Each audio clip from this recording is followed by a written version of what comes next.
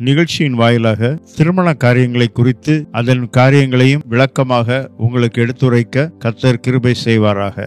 ஆதியாகமம் 2ஆம் அதிகாரம் 18ஆம் வசனம் சொல்லுகிறது, பின்பு தேவனாகிய கர்த்தர் மனுஷன் தனிமையாய் இருப்பது நல்லதல்ல, ஏற்ற துணையை அவனுக்கு உண்டாக்குவேன் என்றார். உலகத்தையே படைத்த கர்த்தர் ஆதாமை தன் சாயலில் உருவாக்கினார். ஆனா அவன் தனியா இருந்தான். அப்பதான் கர்த்தர் சொல்றாரு, அவன் தனிமையா இருப்பது நல்லதல்ல, ஏற்ற துணையை நான் அவனுக்கு என்ன பண்ணுவேன், உண்டாக்குவேன் என்று சொன்னார்.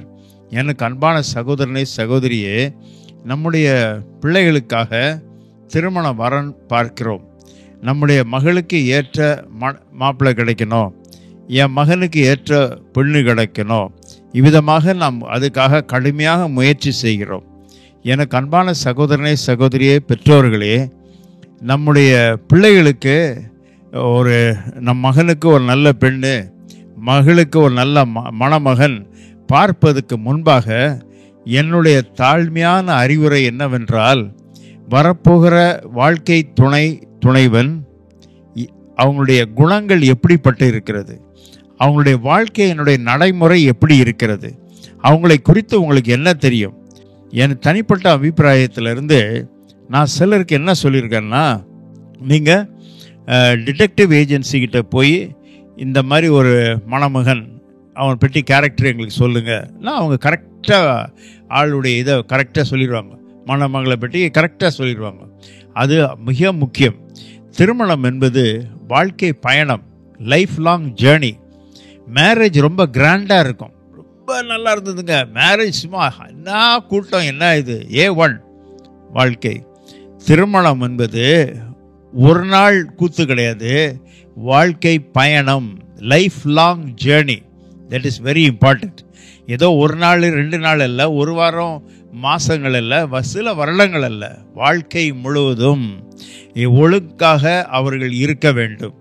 நம்ம ஆலயத்தில் நம்ம திருமண வைபவத்தை நீங்கள்லாம் பார்த்துருப்பீங்க. அருமையாக போய் 2 பேரும் போய் பேசுவாங்க. இந்த சுகத்திலும் துக்கத்திலும் மரணம் நம்மை பிரிக்கிற வரைக்கும் பிறர் முகத்தை பார்க்கவே மாட்டேன் என்று பச்சை போய் பேசிடுவாங்க.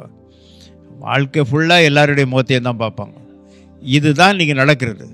நீதிமொழிகள் 12ஆம் அதிகாரம் 4ஆம் வசனத்தை நீங்கள் பாருங்கள். குணசாலியான ஸ்ரீ தன் புருஷனுக்கு கிரீடமாய் இருக்கிறாள். அதுதான் முக்கியமானது.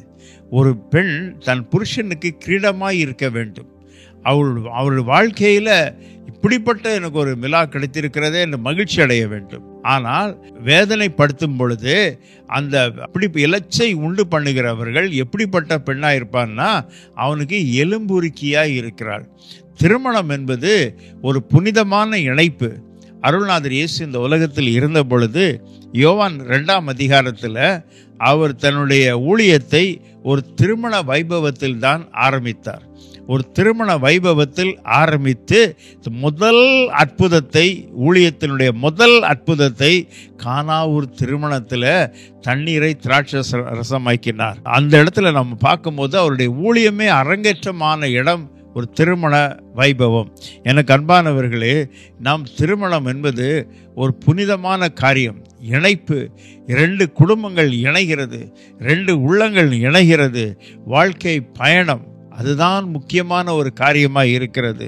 நாம் எங்கே பார்த்தாலும் இன்றைக்கு சர்வசாதாரணமான விவாகரத்துகள் மலிந்து கிடக்கிறது. நீதிமொழிகள் 18ஆம் அதிகாரம் 22ஆம் வசனம், மனைவியை கண்டடைகிறவன் நன்மையானதை கண்டடைகிறான், கர்த்தரால் தயவை பெற்றுக்கொள்கிறான். எனக்கு அன்பான சகோதரனை சகோதரியே, மனைவியை கண்டடைகிறவன் நன்மையானதை கண்டடைகிறான், கர்த்தரால் தயவை பெற்றுக்கொள்கிறான். நோவா, அவருடைய மனைவி, 3 ஆண் பிள்ளைகள், 3 மருமகள், ஒரே இடத்தில் தான் இருந்தார்கள். கூட்டு குடும்பம் இருந்தது, ஜாயிண்ட் ஃபேமிலி. ஒரு நாள் அங்கே சண்டை வரல, ஒரு நாளும் மாமியார் மருமக சண்டை வரவே இல்லை. எனவே தான் அவங்க பேழையில் இத்தனை காலமாக இருந்தாங்க. இவ்வளோ பேர், நூற்றுக்கணக்கான ஆண்டுகள் குடும்பமாக மகிழ்ச்சியாக இருந்தார்கள். காரணம் என்ன? நோவாவுக்கு கிடைச்ச பாக்கியம் மனைவியை கண்டடைகிறவன் நன்மையானதை கண்டடைகிறான், கர்த்தரால் தயவை பெற்றுக்கொள்கிறான். எனக்கு அன்பான சகோதரனை சகோதரியே, நாம் கடைசி நாட்களிலே வாழ்ந்து கொண்டு வருகிறோம். இன்றைய நிலைமை நம்முடைய பிள்ளைகளுடைய வாழ்க்கையினுடைய எதிர்காலம். திருமணம் என்பது வாழ்க்கையின் எதிர்காலம். அந்த வாழ்க்கையின் எதிர்காலம் எப்படி இருக்க வேண்டும்? இந்த நிமித்தமாகத்தான் இன்றைக்கு பல இடங்களில் திருமணமான பிற்பாடு அநேக இடங்களில் மணமகள் தற்கொலை. எவ்வளோ பரிதாபமான ஒரு காரியம் பாருங்க, எவ்வளோ பரிதாபமான ஒரு காரியம். கடைசி மணி நேரத்தில் இன்றைக்கு நடந்து கொண்டிருக்கிற சோக சம்பவங்கள் நாளுக்கு நாள் அதிகரித்து கொண்டே இருக்கிறது. நீதிமொழிகள் 19ஆம் அதிகாரம் 14ஆம் வசனத்தை எடுத்து பார்த்தீங்கன்னா, புத்தி உள்ள மனைவியோ கர்த்தர் அருளும் ஈவு. நம்முடைய மனைவிக்கு ஞானத்தோடு விவேகத்தோடு செயல்பட்டால் அவங்க குடும்பத்தை கட்டி காக்க முடியும், குடும்பத்தை நடத்த முடியும், குடும்பத்தை கடைசி வரைக்கும் அருமையாக நடத்த முடியும். நீதிமொழிகள் 31ஆம் அதிகாரத்தில் 12ஆம் வசனத்திலிருந்து 31 வசனத்தை வரைக்கும் பார்க்கும்போது எல்லா விதத்திலும் வசனமாக காலையிலிருந்து மாலை வரைக்கும் தன் குடும்பத்துக்காக, தன் வாழ்விற்காக, குடும்பத்தினுடைய நலனுக்காக கடுமையாய் உழைக்கிற ஒரு பெண்ணை பார்க்கிறோம். அந்த கணவன் அவளை புகழ்கிறான். அநேக ஸ்திரீகள் இருந்தது உண்டோ, நீயோ அவைகள் எல்லாரிலும் மேற்பட்டவளாய் இருக்கிறாய் என்று. எனக்கு அன்பானவர்களே, நீதிமொழிகள் 31ஆம் அதிகாரம் 12லிருந்து 31 வரைக்கும் வாசிக்கும் பொழுது உண்மையான இந்த பிடிப்பட்ட குணமுள்ள பெண்கள் தான் கிறிஸ்தவ குடும்பத்தை கட்டி காக்க முடியும், குடும்பத்தை ஆசீர்வாதமாக்கி நடத்த முடியும். இந்த இடத்துல நாம் பார்க்கிறது காரியம் என்ன? குடும்ப பெண்கள் எப்படி இருக்க வேண்டும் என்பது வேதம் தெளிவாக வலியுறுத்துகிறது. எங்கே பார்த்தாலும் சச்சரவுகள் வெடித்து கொண்டிருக்கிறது. ஆனால் நாம் எப்படி இருக்கிறோம்? உண்மையாகவே நம்முடைய வாழ்க்கை, குடும்ப காரியங்கள் என்ன விதமாய் இருக்கிறது என்று பார்க்கிறோம். அன்பானவர்களே, குடும்பங்கள் ஆசீர்வாதமாய் இருக்க வேண்டும், குடும்பங்கள் நன்றாக இருக்க வேண்டும். அக்யூலா பிரிசில்லா என்ற தம்பதிகள் எப்படி கர்த்தருக்காக வைராக்கியமாய் ஜீவித்தார்கள் என்று வேதாகமத்தில் வாசிக்கிறோம். அந்த விதமான தம்பதிகள் இருக்க வேண்டும்.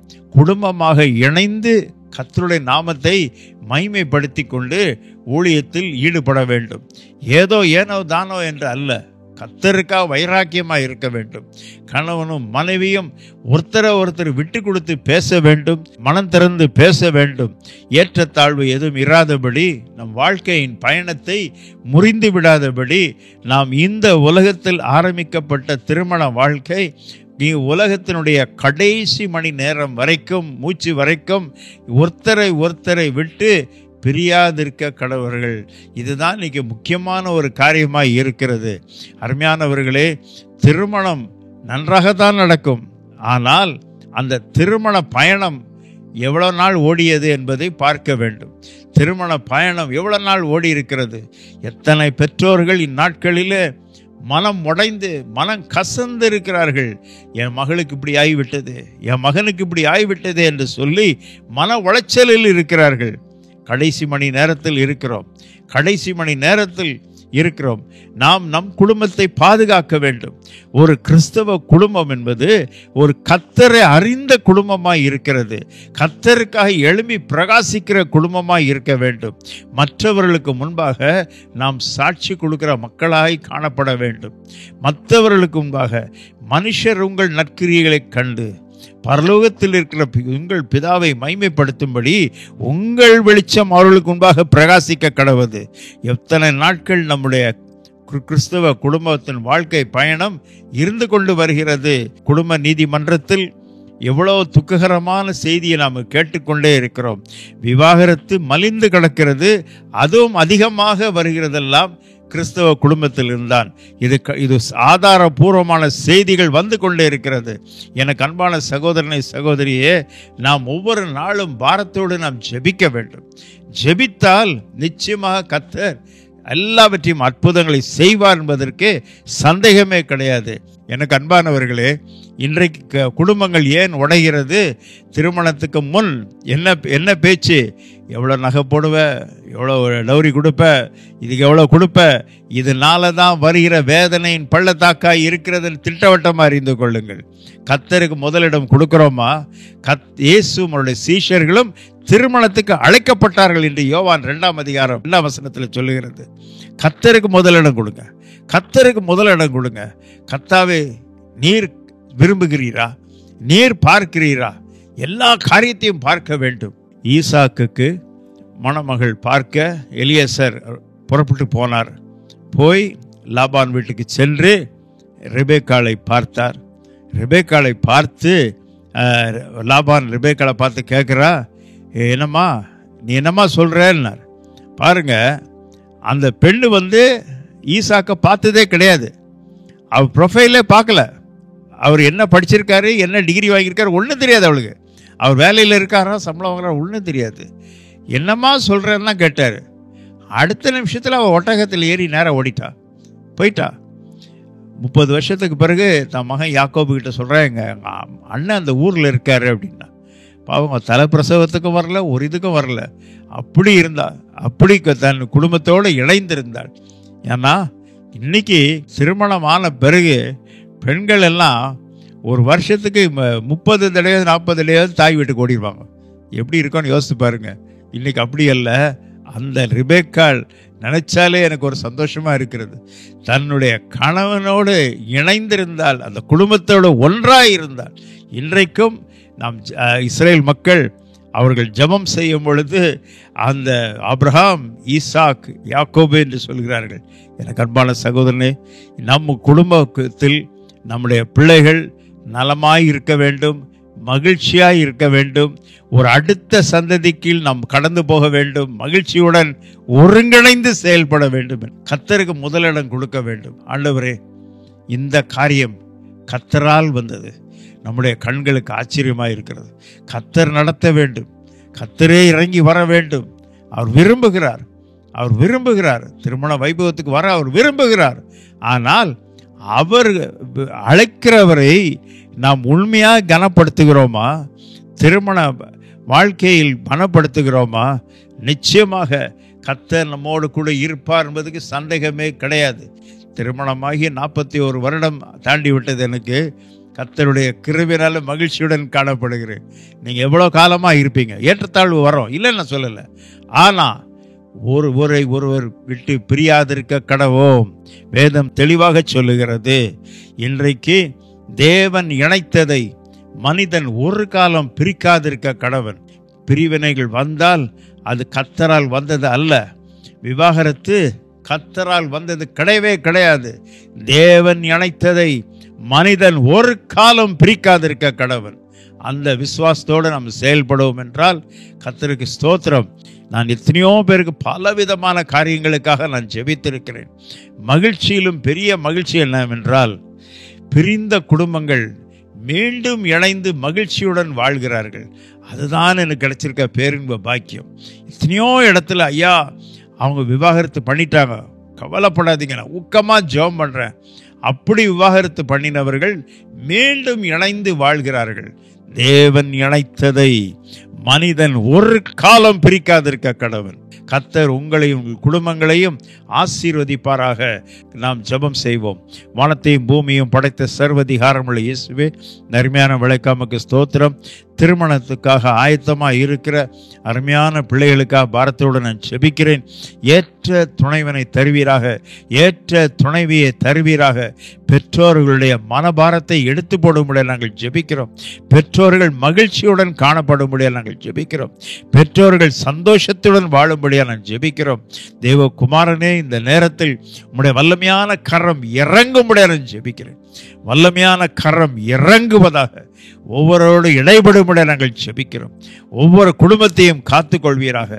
பிரிந்த குடும்பங்கள்லாம் மீண்டும் இணைந்து வாழும்படியாக நான் ஜெபிக்கிறோம். தடைகளை நீக்கி போடுவர் முன்பாக கடந்து போய் கொண்டிருக்கிறார். கர்த்தாவே, இறங்கி வந்து மது வல்லமை வெளிப்படுத்துவீராக. இயேசுவின் நாமத்தில் பிதாவே, ஆமென்.